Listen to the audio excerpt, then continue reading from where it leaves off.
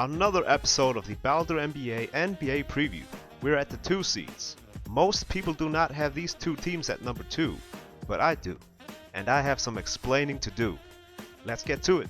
As the 2nd seed in the East, I have the Toronto Raptors. I know this may seem far-fetched, for sure, but this is one of my 2 bold predictions in the East this year, the other one being Miami at 8, which is a bit bolder. I had a look at this year's GM survey that was sent out to all NBA GMs in the league. None of the GMs put the Raptors in the 1st or 2nd seed. Only 2 of them put them in the 3rd seed and 3 of them in the 4th seed. So either I'm just crazy or I'm a genius. The odds are with the previous one. The Raptors finished last season as the 4th seed and were a game out of the 3rd seed. They won 49 games and lost 33. They eventually got swept in the first round of the playoffs to the Washington Wizards. The best results the Raptors have had came during the Vince Carter days. It was in 2001 when the Raptors made the 2nd round of the playoffs. They eventually lost to the Philadelphia 76ers in an epic battle between Vince Carter and Allen Iverson. Let's see the moves the Toronto Raptors made this offseason. They drafted DeLon Wright at 20 and Norman Powell at 46. Other players they got were DeMarre Carroll, Corey Joseph, Bismack Biyombo, and Louis Scola. Players that left were Lou Williams, Amir Johnson, Gravis Vasquez, and Tyler Hansbrough. The biggest move was clearly getting DeMarre Carroll. Let's see how the rotation might possibly look like. At center, there's Jonas Valanciunas. He could have a more productive season this year. He averaged 12 points and 9 rebounds in 26 minutes of play. Backing him up is Bismack Biyombo, who will give the Raptors some shot blocking presence off the bench. At the 4 is Patrick Patterson. He'll be able to stretch the floor for the Raptors at the 4 spot. Backing him up will be Louis Scola. He's not the same player as he once was, but he can still give the Raptors some points in the paint. Behind those 2 will be the defensive-minded James Johnson, who can play the 3 and the 4. Then at small forward, there's DeMarre Carroll, who will bring his high motor to the Raptors. The Raptors lacked a go-to wing defender, and that was exploited in the Wizards series, where they simply had no one to guard Paul Pierce. What also helps is that DeMarre is a pretty good 3-point shooter, where he shot 40% last year. Backing him up will be Bruno Caboclo. Then at shooting guard there's DeMar DeRozan. He's a guy that can give in 20 to 24 points a night. He missed 22 games last year due to injury. After he went down, the Raptors slowed down after the great 13-2 start to start off the season. Backing up DeRozan and Carroll will be Terrence Ross. You could see some time at the 2 and the 3. He's athletic and a good 3-point shooter.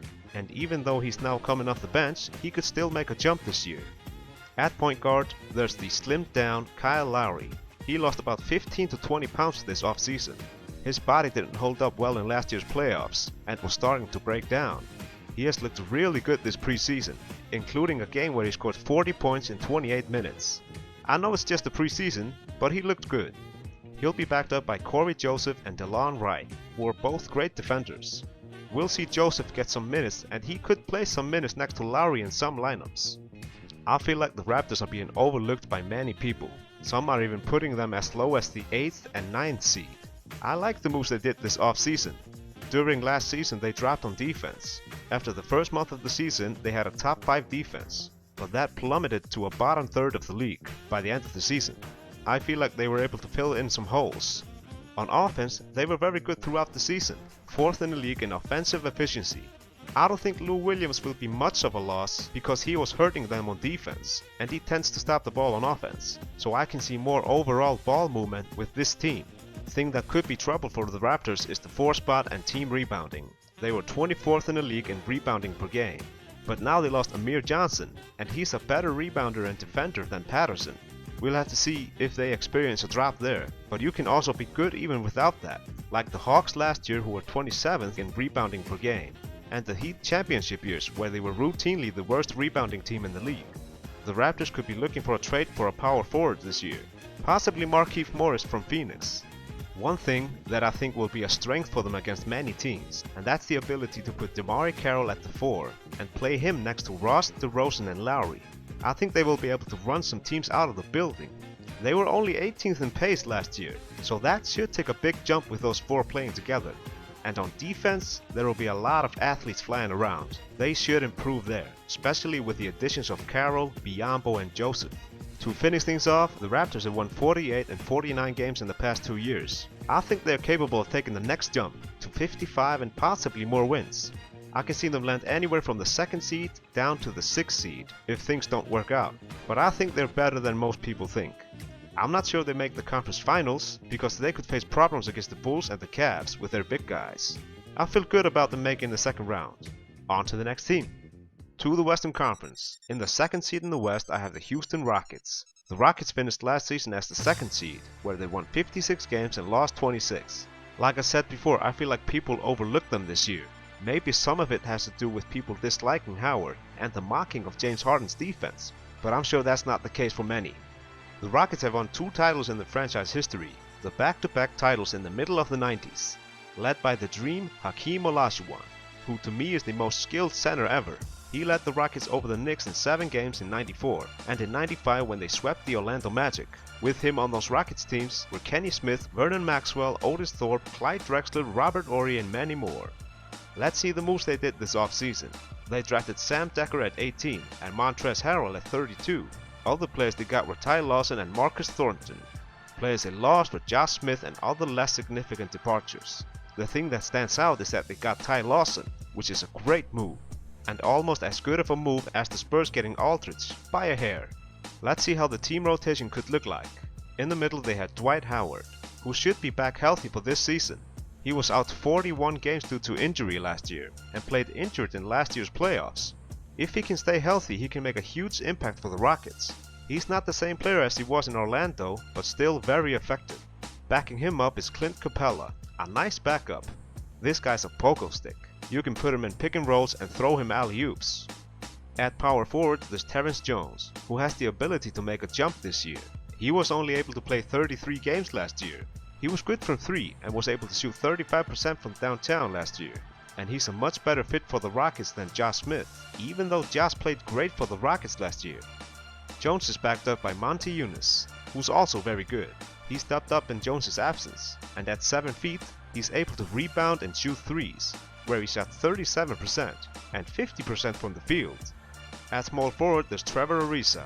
He's then backed up by Corey Brewer, both great defenders. The two of them are then backed up by the rookie Sam Dekker, who could see some minutes with the team. At the 2 is James Harden.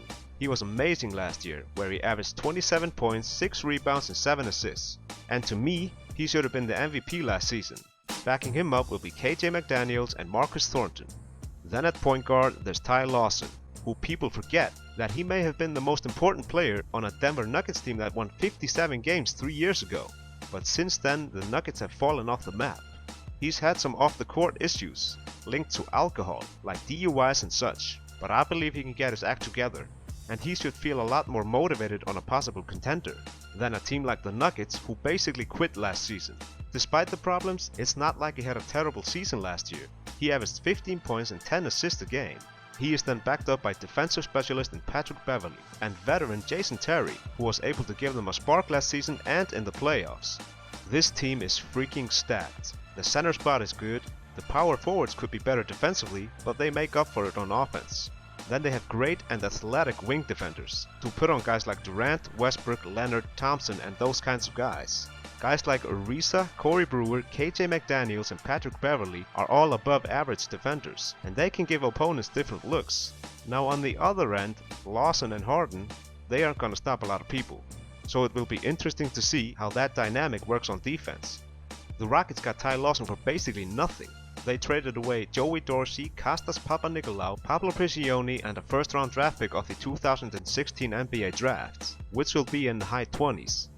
And did the Nuggets keep those players? No, they waived them all. The Rockets didn't give up anything for Lawson, and Lawson fits a need, and that's the point guard spot in a point guard heavy Western Conference. Patrick Beverley was always the weak link in the starting lineup. He's great defensively, but not so much on offense. Plus they were playing Pablo Prigioni and Jason Terry at point guard against the Warriors in the conference finals. This is a huge improvement. To me, Lawson is a better addition than what the Clippers made, because he fills holes. The Clippers were just getting players that could play off the bench.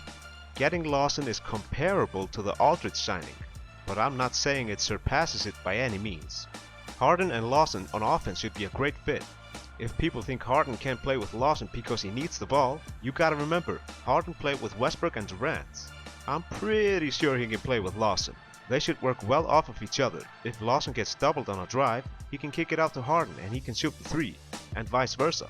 They are both very capable of shooting the outside shot. Another reason why I think it's a good fit is that it will keep pressure off of Harden to make plays. And for another ball handler, the Rockets really only had Harden to make plays for them, and he requested the Rockets front office to get another playmaker. And Lawson is fully capable of that. He was third in the league in assists per game. He and Howard should also work well together. The Rockets were 12th in offensive efficiency and 10th in defensive efficiency. They should be able to improve those numbers, with Lawson on offense and a healthier Dwight Howard on defense. To finish things off, this team is made for the regular season. They have the ability to surpass 60 wins. This team, with Golden State's health from last year, now that's a scary team. I think they can get the number 1 seed. They could land anywhere from the number 1 seed to the 5th seed, depending on their health. To me, they are the dark horse team to win the NBA title. Much like the Mavs in 2011, if the ball bounces their way, like it did for the Warriors last year, they can win it all. That's it for now. Only one episode to go. Like, subscribe, and peace.